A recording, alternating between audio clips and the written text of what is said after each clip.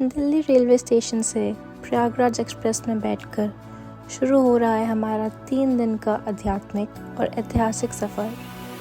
कई घंटों की ट्रेन यात्रा के बाद हम पहुंच चुके हैं पावन नगरी प्रयागराज, जहां हर गली इतिहास और धर्म से जुड़ी हुई है।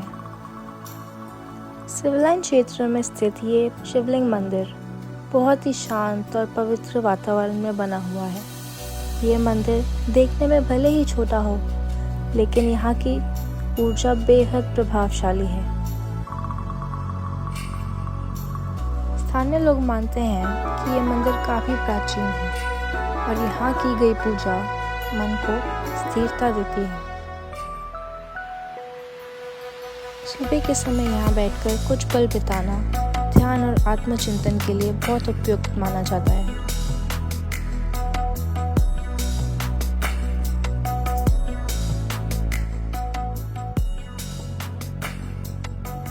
इसी परिसर में स्थित हनुमान जी का मंदिर शक्ति, साहस और भक्ति का प्रतीक है।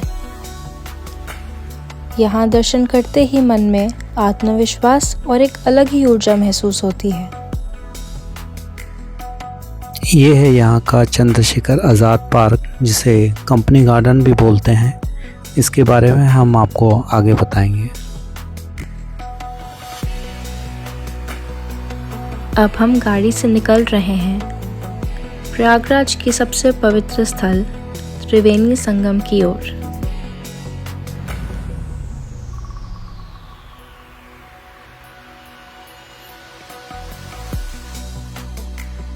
ये है त्रिवेणी संगम, जहाँ गंगा, यमुना और आदर्शीय सरस्वती नदियाँ मिलती हैं।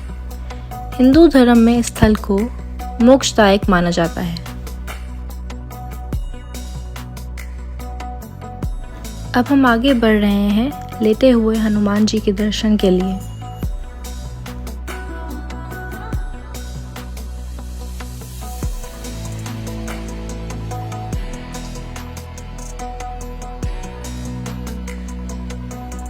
बड़े हनुमान जी मंदिर प्रयागराज का एक अत्यंत प्रसिद्ध धार्मिक स्थल है।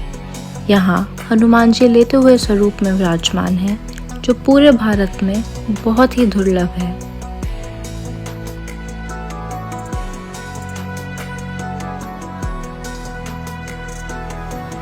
मान्यता है कि संगम में जब जल स्तर बढ़ता है, तब हनुमान जी स्वयं जल को नियंत्रित करते हैं। भक्तों के लिए ये मंदिर गहरी आस्था और विश्वास का केंद्र है।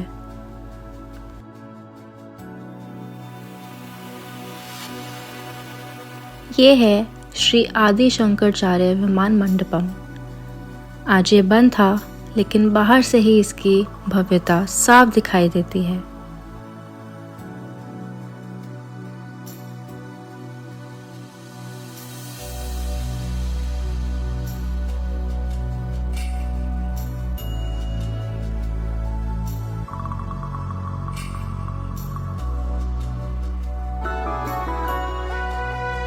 संगम क्षेत्र में स्नान करना अपने आप में ही एक अलग अनुभव है। नदी के बीच पहुंचकर चारों ओर फैली शांति, मंत्रों की गूंज और साधुओं की उपस्थिति मन को पूरी तरह शांत कर देती है। यहाँ स्नान को पवित्र और आत्मा को शुद्ध करने वाला माना जाता है।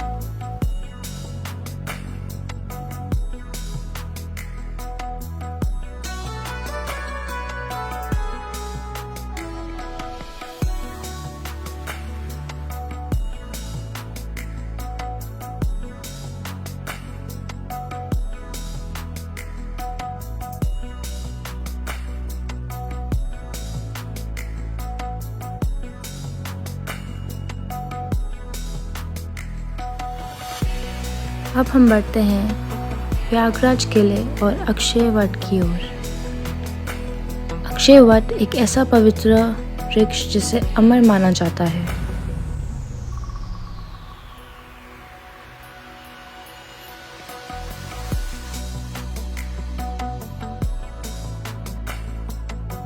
मान्यता है कि इस स्थल पर प्राचीन काल में कई ऋषि मुनियों ने कठोर तपस्या की थी।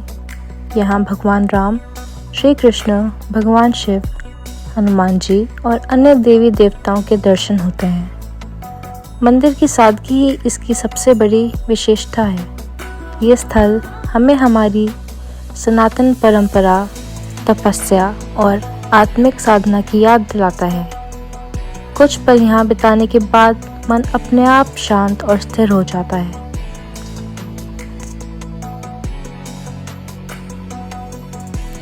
प्रयागराज किला ऐतिहासिक और धार्मिक दोनों दृष्टियों से अत्यंत महत्वपूर्ण है। मुगल काल में निर्मित ये किला आज भी अपनी मजबूती और भव्यता के लिए जाना जाता है। इसके भीतर स्थित अक्षयवट सनातन संस्कृति की निरंतरता का प्रतीक है। ये जो मंदिर आप देख रहे हैं इसका नाम है पतालपुरी मंदिर। ये ज़मीन के नीचे एक ऐसा द्वार माना जाता है जो पाताल लोक तक जाता है। इस मंदिर का नाम इस बात की तरफ इशारा करता है कि यह पाताल लोक से जुड़ा हुआ स्थान है जहां नाग लोक, वासुकी और अन्य रहस्यमय शक्तियों का वास माना जाता है। यही वजह है कि मंदिर ज़मीन के काफ़ी नीचे स्थित है। हमेशा ठंडी और भारी हवा महसूस होती है। कई लोग कहते हैं कि यहाँ आवाज़ अलग तरह से गूंजती है।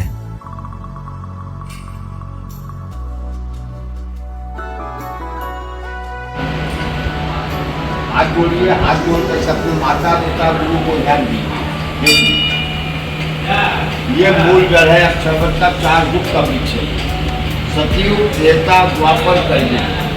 सतयुग में इसी वृक्ष से देवी देवता भगवान अपनी मनोवांछित फल मांगते थे, मनोवांछित फल पूरा करते थे। कलयुग में हम आप मांगते हैं, मनोवांछित फल पूरा करते हैं। 3 मूल हैं, ब्रह्मा, विष्णु, महेश। ये ब्रह्मा जी 4 पुत्र हैं, सनत, सनंदन, सनत कुमार, संघाजी। ये विष्णु भगवान का चरण है। गया में एक चरण की पूजा होती है, यहाँ संपूर्ण दोनों चरण की पूजा होती है। क्योंकि इसी वृक्ष के नीचे भगवान राम, लक्ष्मण, जानकी पूजा करके चित्रकूट हो गए। मन पूरा करने के पश्चात अपने पिता दशरथ जी का पहला पुण्य यहाँ पारा, दूसरा काशी में, तीसरा गया में। तब राजा दशरथ गद्गुण हो गए। रामायण में तुलसीदास ने इसका वर्णन किया है, पूजे ही माधो जल दिगाता, अपरस छठ सही गाता। जब तक पूजा करके पेड़ को स्पर्श नहीं करते, राग आने, गंगा नहाने कोई महत्व नहीं। ऊपर में आइए, पूरा जल चढ़ाइए ऊपर है। जैसे पंडित जी ने बताया अक्षयवट के बारे में, कहा जाता है कि प्रलय के समय जब पूरी धरती जल में डूब जाती है तब सिर्फ अक्षयवट ही स्थिर रहता है, क्योंकि ग्रंथों में लिखा है कि यहीं विष्णु जी ने बाल रूप में शयन किया था और यहीं से नई सृष्टि की शुरुआत हुई। आज भी ब्रिटिश एरा में इस वट को आम जनता से छुपा कर रखा गया था, क्योंकि अंग्रेज़ अधिकारी इसकी असामान्य जीवन शक्ति से भय करते थे। साधु संत कहते हैं कि पतालपुरी मंदिर की ऊर्जा का केंद्र है। यहाँ ध्यान करना आसान नहीं होता। कमज़ोर मन वाले व्यक्ति को घबराहट या बेचैनी महसूस हो सकती है, इसलिए पुराने समय में हर साधक को यहाँ ध्यान करने की अनुमति नहीं होती थी। ये मंदिर मानता है कि जो यहाँ सच्चे मन से आए वही यहाँ पर टिक पाता है।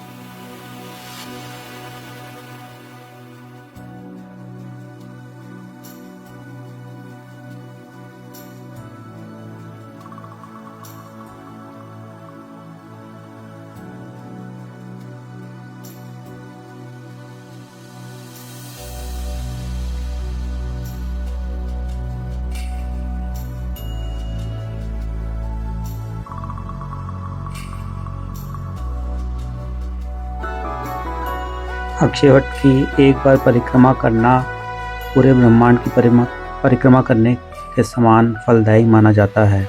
ऐसी मानता है कि त्रिवेणी संगम के स्नान के बाद अक्षयवट के दर्शन और परिक्रमा करने से मनुष्य जन्म मरण के बंधन से मुक्त हो जाता है और उसे मोक्ष प्राप्त होता है। अक्षय का अर्थ है जिसका कभी नाश नहीं हो सकता। इस वृक्ष की पूजा और परिक्रमा से मिलने वाला पुण्य कभी समाप्त नहीं होता, इसलिए इसे अक्षय पुण्य का कारक माना जाता है।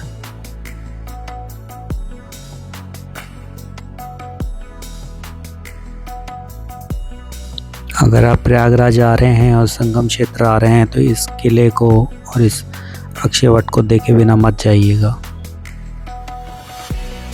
अब चलते हैं नाग वासुकी मंदिर की ओर।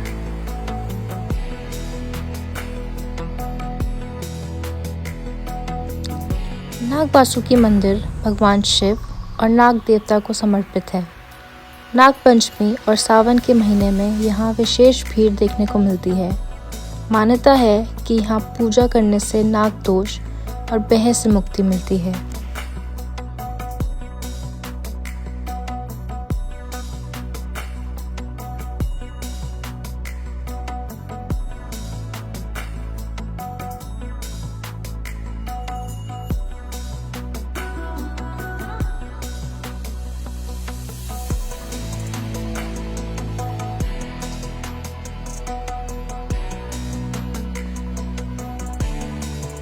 माँ कामेश्वर मंदिर प्रयागराज के प्राचीन शिव मंदिरों में से एक है।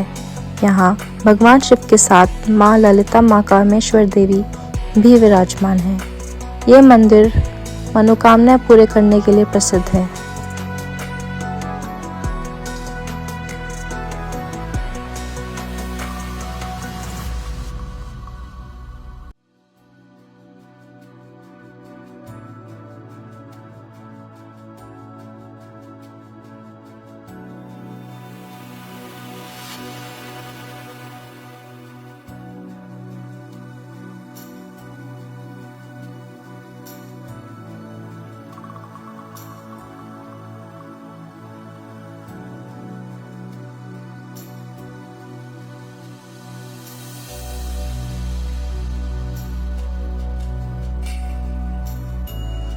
सिविल लाइन क्षेत्र शॉपिंग और फूड लवर्स के लिए काफ़ी प्रसिद्ध है।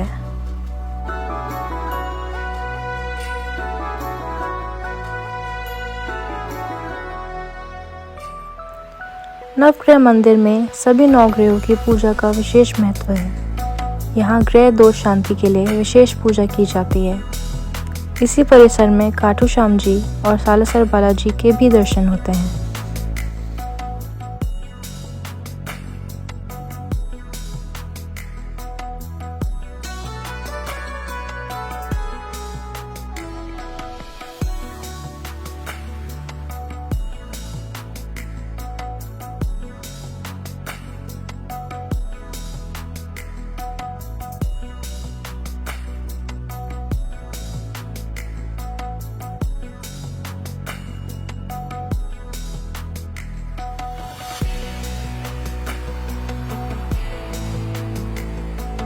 ये है यहाँ का मशहूर मोतीलाल नेहरू मेडिकल कॉलेज। लगभग 4 घंटे की सड़क यात्रा के बाद हम पहुंच चुके हैं प्रभु श्री राम की नगरी अयोध्या।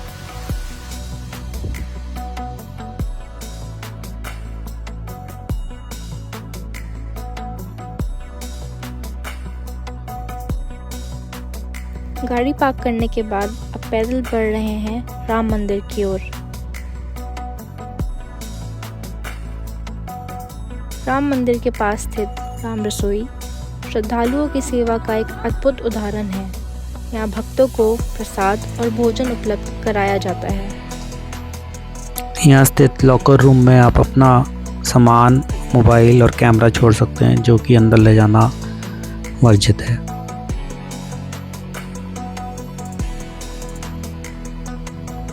दूर से ही दिखाई देता है भव्य और दिव्य श्री राम मंदिर। श्री राम मंदिर का निर्माण कार्य अभी जारी है, फिर भी इसकी भव्यता और दिव्यता साफ महसूस होती है। ये मंदिर सिर्फ एक धार्मिक स्थल नहीं, बल्कि आस्था, संघर्ष और विश्वास का प्रतीक है।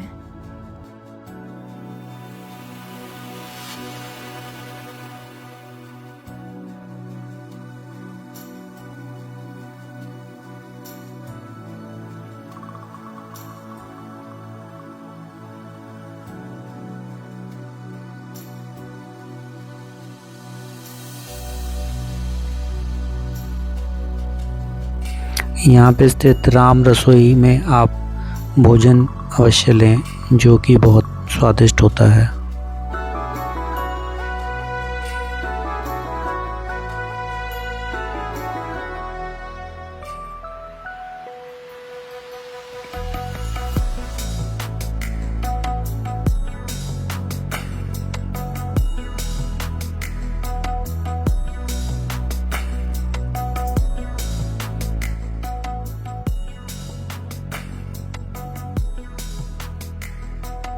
यहाँ से मैंने श्री राम लाला की ये सुंदर मूर्ति भी खरीदी। दोपहर का भोजन लेने के बाद अयोध्या में हम अपने अगले स्थान पे हमने प्रस्थान किया।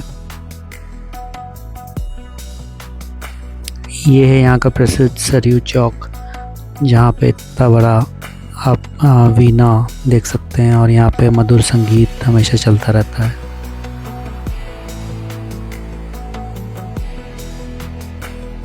सरयू घाट पर बहती ठंडी हवा और शांत वातावरण मन को गहरा सुकून देता है।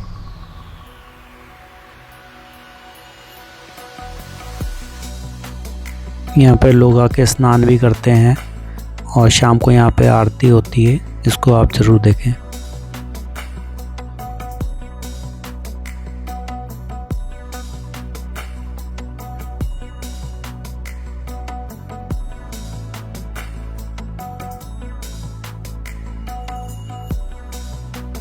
नागेश्वर मंदिर अयोध्या का एक प्राचीन शिव मंदिर है।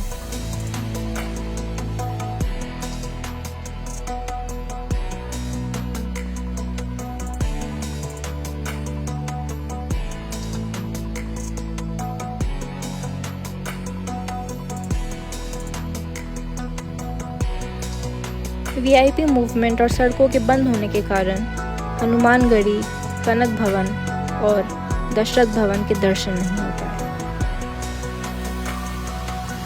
ये तीनों जगह आप ज़रूर देखें।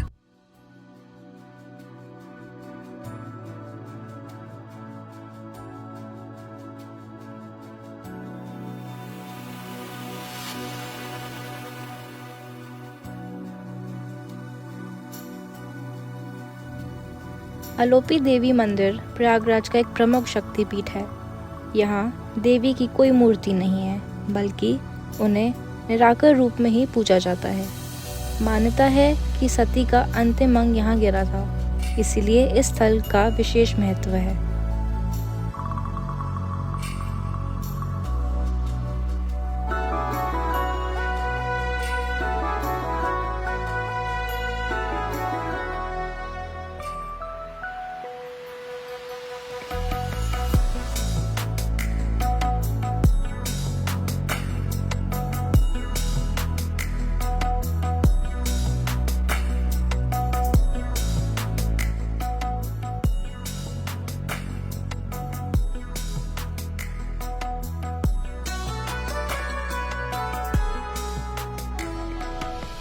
कल्याणी देवी मंदिर भी एक महत्वपूर्ण शक्तिपीठ माना जाता है। यहाँ माँ दुर्गा के स्वरूप की पूजा की जाती है।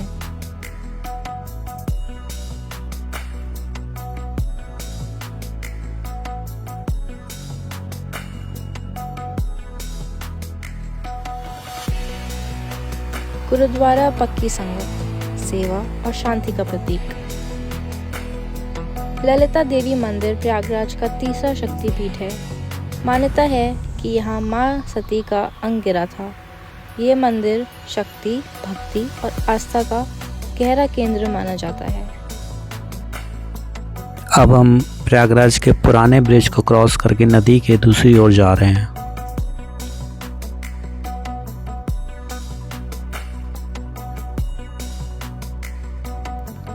शिवालय पार्क प्रयागराज का एक अनोखा धार्मिक स्थल है। यहाँ देश की सभी 12 ज्योतिर्लिंगों की सुंदर प्रतिमाएं स्थापित हैं। एक ही स्थल पर सभी ज्योतिर्लिंगों के दर्शन करना भक्तों के लिए विशेष अनुभव होता है। ये पार्क भक्ति, कला और शांति का सुंदर संगम है।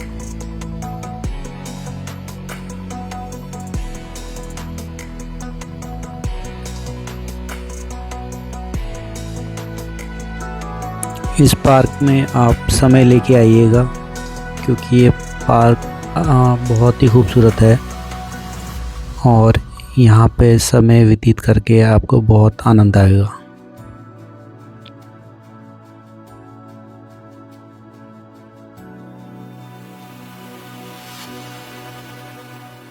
यहाँ पे आप हर ज्योतिर्लिंग के बारे में जान सकते हैं, कहाँ वो स्थित है और उसकी क्या मान्यता है।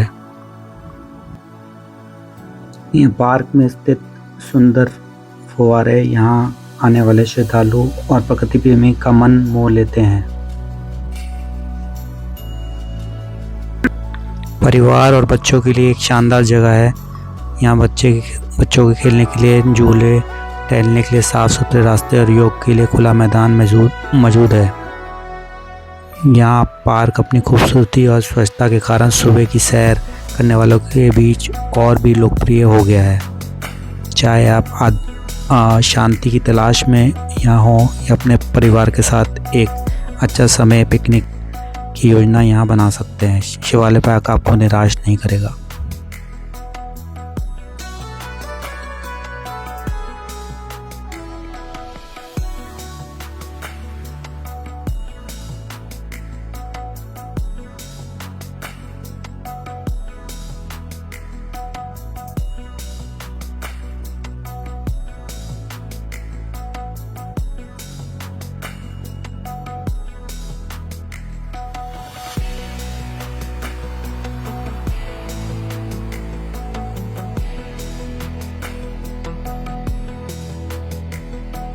प्राचीन भारतीय मान्यता के अनुसार ये माना जाता है कि एक विशाल कछुआ अपनी पीठ पर पूरे ब्रह्मांड या पृथ्वी को धारण किए हुए है। शिवालय पार्क में द यूनिवर्स नाम से ये मूर्ति इसी स्थिरता और आधार का प्रतीक है।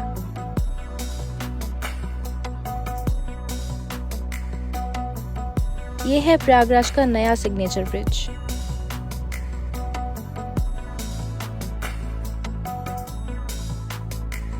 सिविल लाइंस के मशहूर ईटआउट्स।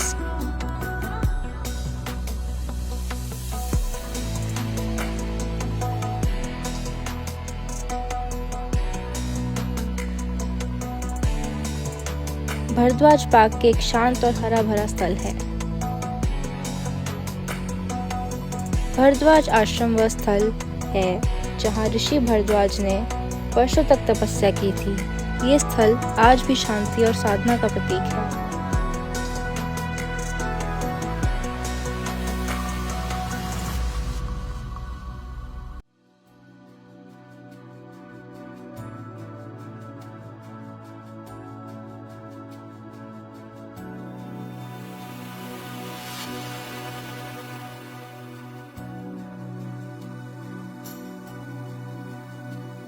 साथ ही स्थित है काल भैरव मंदिर।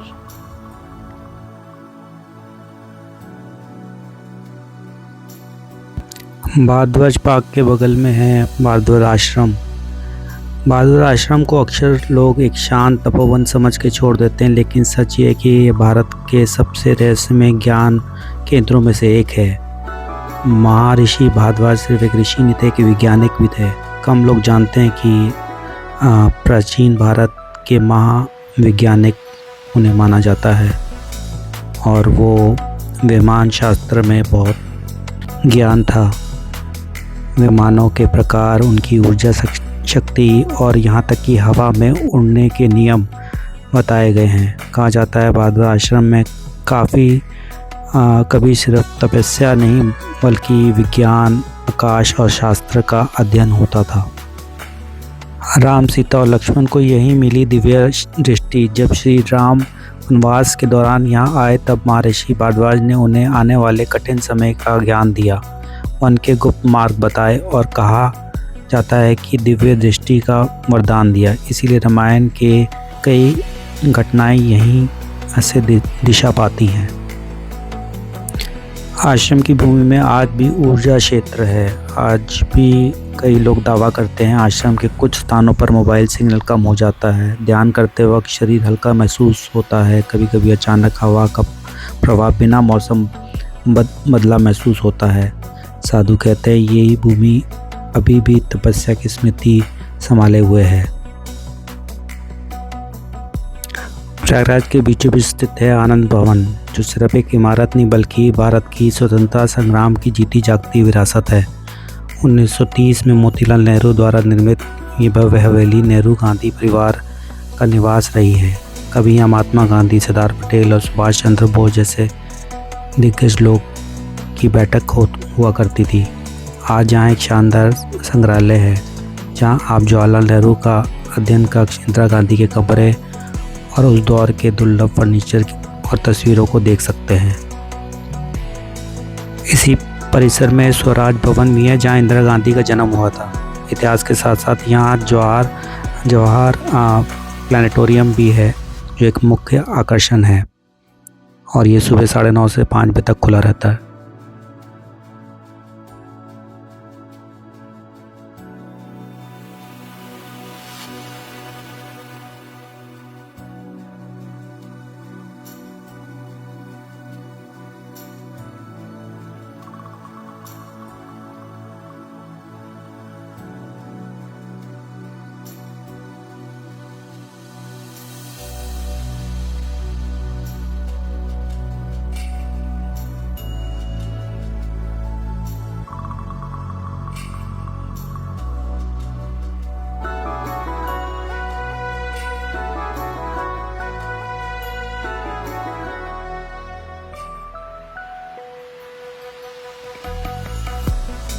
प्रयागराज के सिविल लाइन में स्थित कंपनी गार्डन शहर का सबसे बड़ा और सुंदर पार्क है। यही वह स्थल है जहां चंद्रशेखर आजाद ने देश के लिए सर्वोच्च बलिदान दिया। 133 एकड़ में फैला ये हरा भरा पार्क केवल प्रकृति प्रेमियों के लिए स्वर्ग नहीं है बल्कि भारत के गौरवशाली इतिहास का एक पन्ना भी है।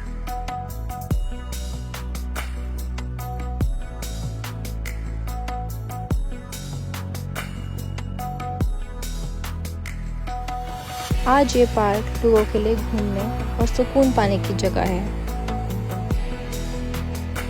ये पार्क सुबह 5 बजे से रात 9 बजे तक लोगों के लिए खुला रहता है। शाम को यहाँ पे रंगीन रोशनियों का शो भी होता है।